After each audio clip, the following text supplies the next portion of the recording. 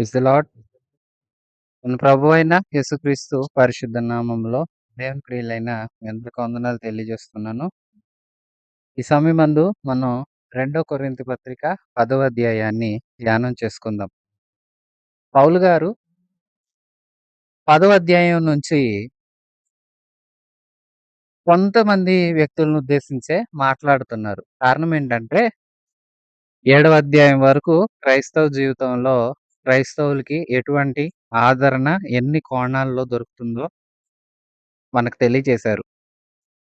ఇక 8, 9 అధ్యాయాలు క్రైస్తవులు ఎలాంటి దాతృత్వపు హృదయం కలిగి ఉండాలి, దాతృత్వపు పరిచర్యలో క్రైస్తవులు ఎలా కొనసాగించబడాలని తెలియచేశారు. ఒక విధంగా చెప్పాలంటే 9వ అధ్యాయం వరకు బాహాటంగా అందరిని ఉద్దేశించి మాట్లాడారు. 10వ అధ్యాయం నుంచి అందరినీ కాదు, కొందరినే ఉద్దేశిస్తున్నారు పౌలు గారు. ఎవరు వీరు అంటే కొరింథీల్లో సంఘం ఏర్పడింది. కొరింథీలో ఏర్పడిన సంఘం చాలా ఆశీర్వాదకరంగా, దీవెనకరంగా సాగుతూ ఉంది. వారిలో అధిక సంఖ్యాకులు పౌలు గారి అధికారాన్ని, పౌలు గారి పరిచర్యను ఒప్పుకున్నారు. కానీ కొందరు మాత్రమే విభేదించారు. వీరే రహస్యమందు ఉన్నారు. అంటే వారితో మట్టుకే ప్రత్యేకంగా ఈ 10వ అధ్యాయం, 11 ప్రత్యేకించి 12 3 అధ్యాయాలు కూడా తన యొక్క సొంత అనుభవాల్లో నుంచి దేవుని పిలుపు, క్రైస్తవులకి ప్రభువు ఇచ్చిన పిలుపు ఎలాంటిది? పిలుపులో ఒక మనిషి ఎలా నిలిచుండాలి? ఇలాంటి విషయాలు తెలియచేస్తారు. చాలా తన హృదయంలో నుంచి మాట్లాడతారు. ఇప్పటివరకు అనేకమైన సంగతులు మాట్లాడుతూ వచ్చారు. దేవుని చేత పిలువబడిన ఒక వ్యక్తి దేవునిలో ఎలా కొనసాగించబడాలి? ఎలాగ ఆశీర్వాదకరంగా ఉంటాడు? ఒక మనిషి దేవునిలో ఎలా నడవాలి? అనే విషయాలు తెలియచేయడానికి ఇక తన సొంత అనుభవాలను తీసుకొనొచ్చి మాట్లాడుతున్నారు. ఇక 11వ అధ్యాయంలోకి గనక మనం వెళ్తే అక్కడైతే మరీ ప్రత్యేకంగా తన సొంత అనుభవాలు, పరిచర్యలో తాను ఎదుర్కొన్న అనేక రకమైన విషయాలు తెలియచేస్తారు. 12వ అధ్యాయంలో కూడా తన అనుభవాలనే ప్రస్తావించి ఇక 13వ అధ్యాయానికెళ్తే ముగింపు విషయాలు మాట్లాడతారు. పత్రిక ముగింపులోకి మనం వస్తున్నాము. ఇది మూడవ భాగం అని చెప్పవచ్చు. 10వ అధ్యాయం నుంచి ఈ రాత్రి మనం 10వ అధ్యాయాన్ని శ్రద్ధగా ధ్యానం చేసుకుందాం. మీ ఎదుట ఉన్నప్పుడు మీలో అణకువ గలవాడినైనట్టియు, ఎదుట లేనప్పుడు మీ ఎడల ధైర్యము గలవాడినైనట్టియు, పౌలను నేనే యేసుక్రీస్తు యొక్క సాత్వికమును, మృదుత్వమును బట్టి మిమ్మును వేడుకొనుచున్నాను. శరీర ప్రకారము నడుచుకొని వారమని మమ్మను గురించి కొందరు అనుకొనుచున్నారు కారా? అట్టి వారి ఎడల నేను తెగించి కాఠిన్యం చూపవలెనని తలంచుకొనుచున్నాను. కానీ నేను వచ్చినప్పుడు అట్లు కాఠిన్యం చూపకుండునట్లు చేయుడని మిమ్ముని బ్రతిమలాడుతున్నాను. మేము శరీరధారులమై నడుచుకొనుచున్నను, శరీర ప్రకారం యుద్ధం చేయము. మా యుద్ధోపకరణాలు శరీర సంబంధమైనవి కావు, కానీ దేవుని ఎదుట దుర్గములను పడద్రోయగా జాలినంత బలములు గలవై ఉన్నవి. మేము వితర్కములను, దేవుని గురించిన జ్ఞానాన్ని అడ్డగించు ప్రతి ఆటంకాన్ని పడద్రోసి, ప్రతి ఆలోచనను క్రీస్తుకు లోబడినట్లు చెరపట్టి, మీరు సంపూర్ణ విధేయతను కనపరిచినప్పుడు సమస్తమైన అవిధేయతకు ప్రతిదండన చేయ సిద్ధపడి ఉన్నాము. సంగతులను పైపైనే మీరు చూచుచున్నారు. ఎవడైనా తాను క్రీస్తు వాడనని నమ్ముకొనిన యెడల అతడెలాగు క్రీస్తు వాడో అలాగే మేమును క్రీస్తు వారమని తన మనసులో తాను తిరిగి ఆలోచించుకోవాలి. పడద్రోయుటకు కాక మిమ్మల్ని కట్టుటకే ప్రభువు మాకు అనుగ్రహించిన అధికారమును గురించి నేను ఒకవేళ కొంచెం అధికంగా అతిశయపడినను నేనేమీ సిగ్గుపడను. నేను వ్రాయు పత్రిక వలన మిమ్మల్ని భయపెట్టాలని ఉన్నట్లు కనబడకుండా ఈ మాట చెప్తున్నా. ఇతని పత్రికలు ఘనమైనవియు, బలీయమైనవియు ఉన్నవి. గాని ఇప్పుడు శరీరమునకు బలహీనుడును, అతని ప్రసంగం కొరగానిదని ఒకడనును. మేము ఎదుట లేనప్పుడు పత్రిక ద్వారా అందెట్టి వారమై ఉన్నామో, ఎదుట ఉన్నప్పుడు క్రియలయందు అటివారమై ఉందుమని అట్లను వాడు తలంచుకోవాలి. ప్రియవిశ్వాసులారా, పౌలు గారు మాట్లాడుతున్నారు. మీరు ఇలాగూ రకరకాలుగా ఆలోచిస్తున్నారంట కదా మా గురించి. ఎదుటున్నప్పుడు నేను మీ దగ్గర అణుకుతూ ఉన్నాను. మీ ఎదుట లేనప్పుడు ధైర్యంగా మాట్లాడుతున్నాను. నేను పత్రికలు రాసి పంపాను. ఇవి మిమ్మల్ని భయపెట్టాలని కాదు. మీరు కొన్ని విషయాలు తెలుసుకోవాలని. కొందరంటున్నారంట, ఇప్పుడు పత్రికలేమో బలమైనవి. అతని మాటలు బలమైనవి, ఘనమైనవి. అంతా పత్రికల వరకే పరిమితం. అతను ముందుకొస్తే ఏం లాభముండదు. అతడు ప్రసంగం ఎందుకు కొరగానిది అన్నట్లుగా మీరంటున్నారంట. నేను పత్రికలు రాసేటప్పుడు ఎలా రాస్తున్నానో, ఎలా ఉన్నానో, రేపు మీ మధ్యకొస్తే క్రియల విషయంలో కూడా అలాగే అంటాను. విశ్వాసులారా, ఇంతకు సంగతేంటంటే, పౌలు గారు కొరింథుకి వెళ్ళటం ఆలస్యం చేసినందుకు వారిలో కొందరు తయారయ్యారు. వారిట్లాగన్నారు, పౌలు గారేంటండి ఆకారం ఏముంది? అతనేమన్నా చూడ్డానికి బలాఢ్యుడా? మంచి దేహదారుఢ్యం ఉన్నవాడా? ఏం కాదు కదా! అతనేమన్నా గొప్పవాడా? వాక్చాతుర్యం ఉందా? జ్ఞానం ఉందా? ఇట్లాగంతా రకరకాలుగా అతని మీద బురద చల్లే ప్రయత్నం కొందరు చేస్తున్నారు. ఆ కొందరికి పౌలు గారు ఇప్పుడు అలా ఎవరు మాట్లాడుతున్నారు? సంఘం అంతా గాదు. సంఘంలో కొందరే. ఆ ప్రత్యేకమైన గుంపుతో ఈ విషయాలు చర్చిస్తున్నాడు. ఇప్పటిదాకా అందరికీ అవసరమయ్యే మాటలు చెప్పి, సరే మీలో కొందరు ఇలాగ అనుకుంటున్నారంట. వారికి నేను చెప్పనా? సమాధానం చెప్తాను వినండి. నేను నా పత్రికలు ఘనమైనవి, ప్రసంగం ఏం గొప్పది కాదు అంటున్నారా? నేను మీ వెనకాల పత్రికల ద్వారా ఎలాగున్నానో, మీ ముందు మాట్లాడినా అలాగే ఉంటాను. నాకు మీరన్నట్లుగా వాక్చాతుర్యం లేదేమో గానీ, జ్ఞానం ఉంది. ఆ జ్ఞానం మీదట కనపరచబడుతూనే వచ్చింది. నేను రీత్యా కొంచెం బలహీనుడినే కావచ్చు. అయినా నేను అణకువగా, ధైర్యంగా, క్రీస్తు యేసునందలి శక్తి చేత బలం పొందుకొని, నేను మీ ఎదుట మాట్లాడుతున్నానంటే, ఇది నాకు దేవుడిచ్చిన కృప. నేను దేవుడిచ్చిన కృపతో సాగుతున్నాను. మిమ్మల్ని బట్టి నాకు సంతోషముంది. కానీ అలాంటిదే మీలో నుండే కొందరు ఇలాగంటుంటే, నేను కొంచెం ఇదిగో ఇలాంటి ప్రశ్నలకి జవాబు చెప్పవలసి వస్తుంది. మీరు సంగతులను పైపైనే విచారణ చేస్తున్నారు. మీరెవరైనా నేను క్రీస్తు వాడిని అని, క్రీస్తుని నమ్ముకున్నానని మీరెలాగనుకుంటున్నారో, మరి నా విషయంలో కూడా మీరు అలాగే ఆలోచించాలి కదా! మీ విషయంలో మీరు ఎలాగ ఆలోచించుకుంటున్నారు? మరి నా విషయానికొస్తే ఎందుకు వ్యతిరేకంగా ఉన్నారు? నిజమేనండి, కొందరుంటారు. వారికైతే గొప్ప. వారి విషయమైతే గొప్ప. ఎదుటోళ్ళనైతే ఎంత నీచంగా చూస్తారో, ఎంత హీనంగా చూస్తారో. వాళ్ళు సేవకులా? లేదా వాళ్ళు మన తోటి సహోదరులేనా? అంటే సేవకులైతేనే గౌరవించాలా? తోటి సహోదరులను గౌరవించాలి. ఇవాళ సహోదరులను గౌరవించేది లేదు. సేవకుల్ని గౌరవించేది లేదు. ఇలాంటి మనస్తత్వంతో అనేకులు వారికి నచ్చినట్లుగా, వారికి కావలసిన మెప్పుల కోసం ప్రయాసపడుతున్నారు. నేనలా కాదు.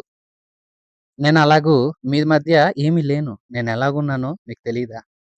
మీ మధ్యలో నేను గతంలో సువార్త ప్రసంగించాను కదా! ఇప్పుడు నా మాట తీరు, నా పద్ధతులు ఎలా ఉన్నాయో తెలీదా? పత్రికలు మాత్రం గొప్పవి అంటాడు గానీ, చెప్పింది చేయడు. ఇట్లా మీరు మాట్లాడుతున్నారంట. ముందు మీరెలా క్రీస్తు పిల్లలో, నేనలాగే క్రీస్తు బిడ్డనే కదా! మీరు క్రీస్తునందు ఏమై ఉన్నారో, నేను అదే కదా అయ్యున్నాను. మీరు క్రీస్తులో ఎలా కొనసాగుతున్నారో, నేను అలాగే కొనసాగుతున్నాను కదా! మరి మీరెందుకు ఇలా మాట్లాడుతున్నారు?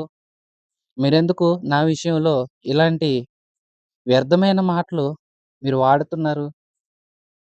నేను శరీరధారిగా ఉన్నాను. విశ్వాసులారా, మనందరం శరీరంతో ఉన్నాం. శరీరాన్ని ధరించి ఉన్నాం. ఈ శరీరంలో దేవుని ఆత్మ మనకు అనుగ్రహించబడింది. ఈ ఆత్మ మరలా పునరుత్థాన శరీరంతో ప్రభువుని చేరుతుందని పునరుత్థాన నిరీక్షణ మనకుంది కదా! దాన్ని బట్టి చూస్తే పౌలు గారంటారు, ఇప్పుడు మేము శరీరధారంగా ఉన్నాం గానీ, శరీరాన్ని అనుసరించి నడుచుకోవట్ల.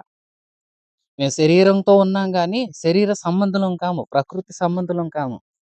మా యుద్ధోపకరణాలు పరసంబంధమైనవి. దేవుడు మాకు ఆయుధాలనిచ్చాడు. మేము యుద్ధం చేసేది సాతానుతో. కనిపించే పోరాటం కాదు. కనిపించని దుష్టునితో మేము పోరాటం చేస్తున్నాము. అందుకు మాకు ఆయుధాలున్నాయి. నిజమే. దేవుడు మనకి తన వాక్యాన్ని ఆయుధంగా ఇచ్చారు. వాక్యమును ఆత్మ ఖడ్గం. అలాగే రక్షణ అనే శిరస్త్రాణం కూడా మనకుంది. అలాగే మనకి విశ్వాసం అనే డాలు ఉంది.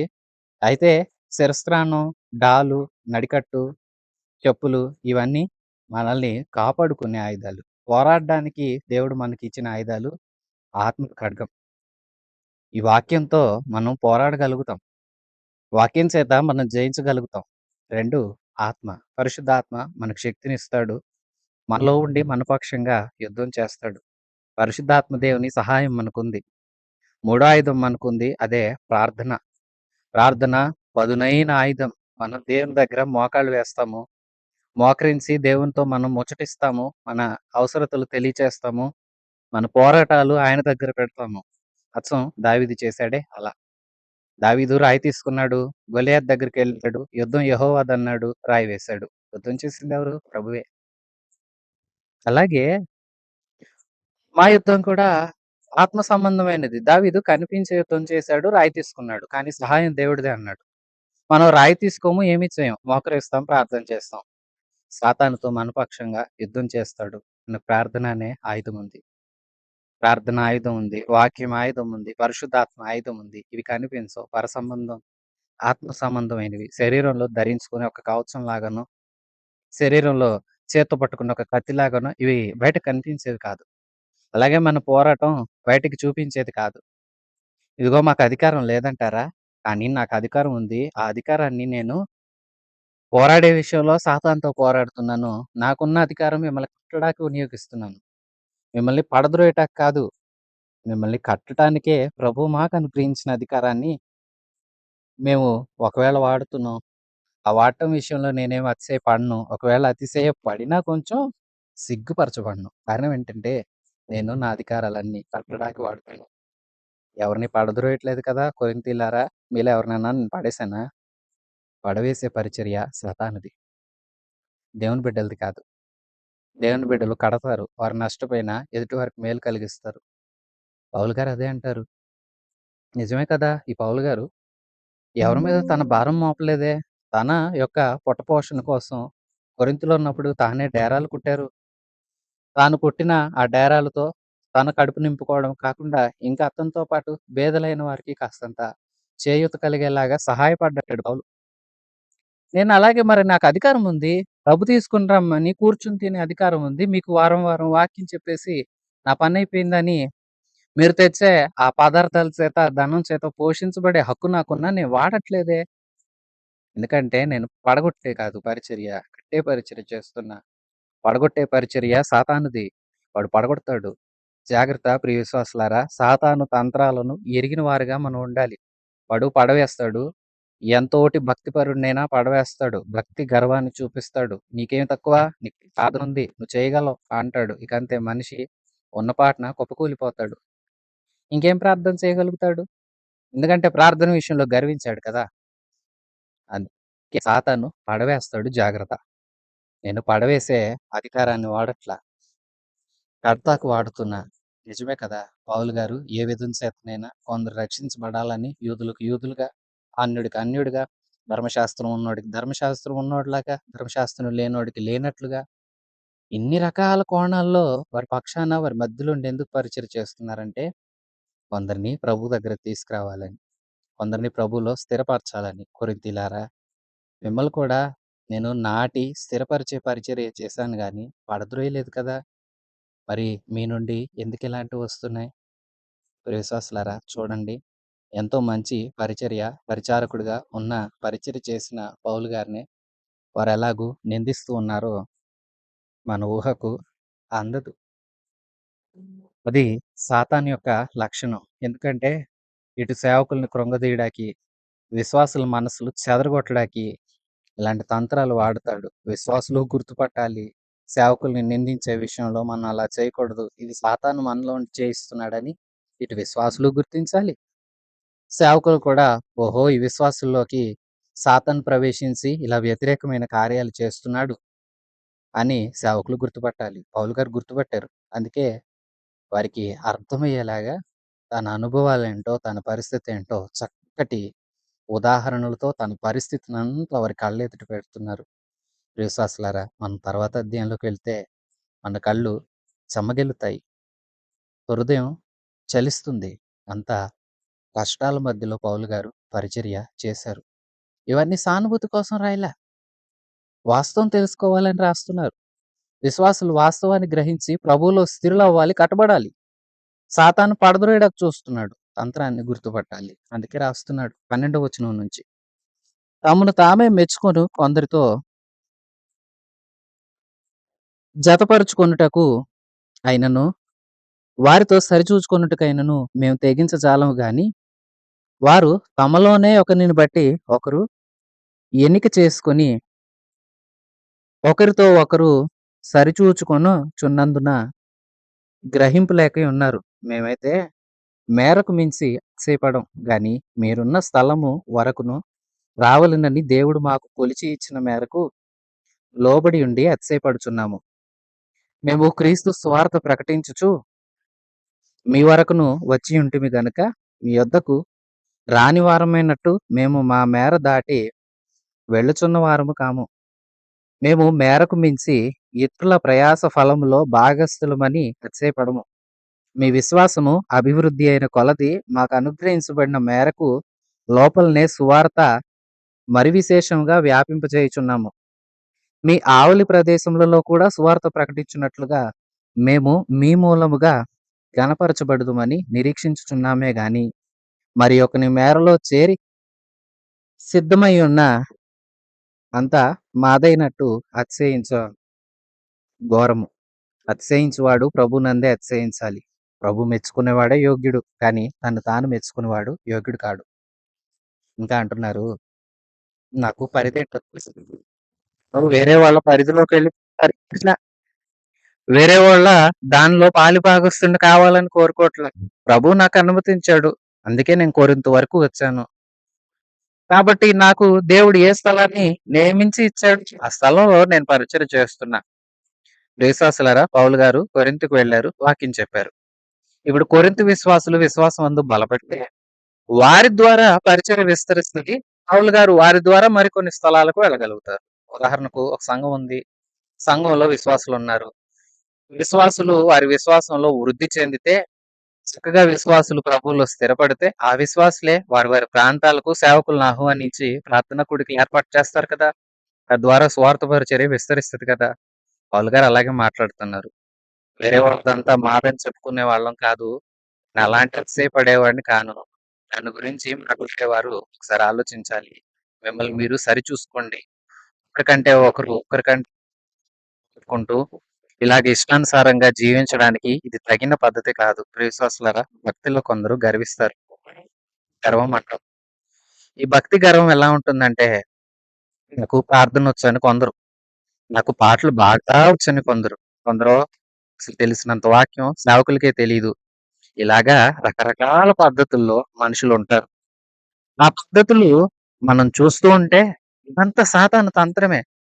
అందుకే నా మేరకేంటో నేను చూస్తున్నా, నా పనేంటో నేను చూస్తున్నా. మీరు కూడా ఈ భేదాభిప్రాయాలు మానండి. ఒకరితో ఒకరు పోల్చుకోకండి. అందరం క్రీస్తులో ఉన్నాము. క్రీస్తు ఎవరికి ఏ కృప ఇస్తే వారు ఆ పని చేస్తారు. విశ్వాసులారా, పరిచర్య చేసేవారు వారికి ఇయ్యబడిన పరిచర్య నమ్మకంగా చేయాలి. మందిరంలో ఏ పనైనా సరే. సేవకుడా, వాక్యం బోధించాలి, వాక్యం అందించాలి. ఆ తర్వాత విశ్వాసుల అవసరతల మేరకు వారి కోసం ఉండాలి. అంటే కొందరంటారు, పాస్టర్ గారు మా దగ్గరికి రావట్లేదండి, గృహాలను పట్టించుకోవట్లేదండి అంటారు. సేవకులు ఎక్కువ అవసరం ఉంటుందో అక్కడ ఉంటారు. మిగతా సమయంలో వాక్యం కోసం ఇంకా దేవునిలో బలపడుతూ విశ్వాసులకు చక్కటి ఆత్మీయ వర్తమానాలు అందించే విషయంలో ప్రయాసపడతారు. ఎవరి పరిధిలో వారి పరిచర్య చేయాలి. ఇంకొకరిని ఇంకొకరు వేలెత్తి చూపించడం, అలాగే పోల్చుకొని ఒకరిని ఇంకొకరు గొప్పగా, ఒకరిని ఇంకొకరు తక్కువగా ఇలా చూడకూడదు. ఇది సాతాను పడత్రోయటానికి మనలో పెట్టే తంత్రాలు. వీటిని గుర్తించండి. మీరు తెలుసుకోలేకపోతున్నారా? నేను వేరే వాళ్ళ పరిచయను చూసి నాదని చెప్పుకుని అతిశయపడేవాడిని కాను. నాకు దేవుడు ఎంత అనుగ్రహించాడో అంతలో నేను నమ్మకంగా ఉంటున్నాను. నేను నా అధికారాలు ఇలాగ పడగొట్టడానికి, మీ మీద భారం మోపడానికి వాడట్లా. మిమ్మల్ని పట్టాలనుకుంటున్నాను. నేను ప్రసంగాలు, పత్రికల్లో ఎలా ఘనంగా మాట్లాడానో ప్రసంగాలలో కూడా అలాగే ఉంటాను. నేను క్రీస్తు యొక్క సాత్వికత్వాన్ని, మృదుత్వాన్ని ధరించుకున్నానన్నారు మొదటి వచనంలో. విశ్వాసులారా, పౌలు అతిశయించడానికి ఆయనకు అధిక కారణాలున్నాయి. అలాగే పరిచర్య విషయంలో ఆయనకి అపోస్తలిక వరాలు కూడా ఎన్నో ఉన్నాయి.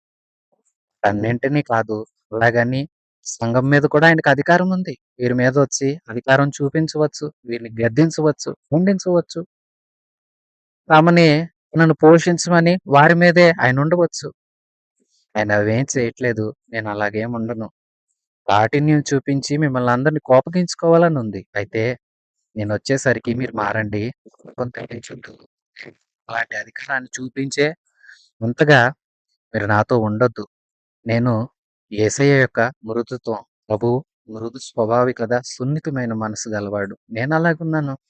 ఆయన సాత్వికుడు. నేను అలాగే సాత్వికాన్నే ధరించుకొని మీ అందరి ఎడల ప్రేమతో మాట్లాడుతున్నా. వాస్తవం ఏంటంటే పౌలు గారు వారి మీద కోపగించుకొని మీలో కొందరు ఇలాగ అంటున్నారు, ఇలా అనటం తప్పు కదా, ఇట్లా ఇంకా వేరే రకంగా కూడా స్పందించవచ్చు అని ప్రేమతో చెప్తున్నారు. ప్రియ విశ్వాసులారా, పరిచర్యలో ప్రేమ ఉండాలి, సాత్వికం, మృదుత్వం. పౌలు గారు అవే చూపిస్తున్నారు. ఇవి యేసు లక్షణాలే. యేసయ్యలాగానే ఆలోచిస్తాడు పౌలు కూడా. మరి నీవు ఎవరిలాగా ఆలోచిస్తున్నావు? నీవున్న పరిచర్యలో నీవు ఎలాగున్నావు? ఆటంకంగా ఎదుటివారిని కించపరిచే లేదా వేలెత్తి చూపించి అగౌరవపరిచే స్థానంలో ఉన్నావా? ఎవరి మీద బురద చల్లొద్దండి.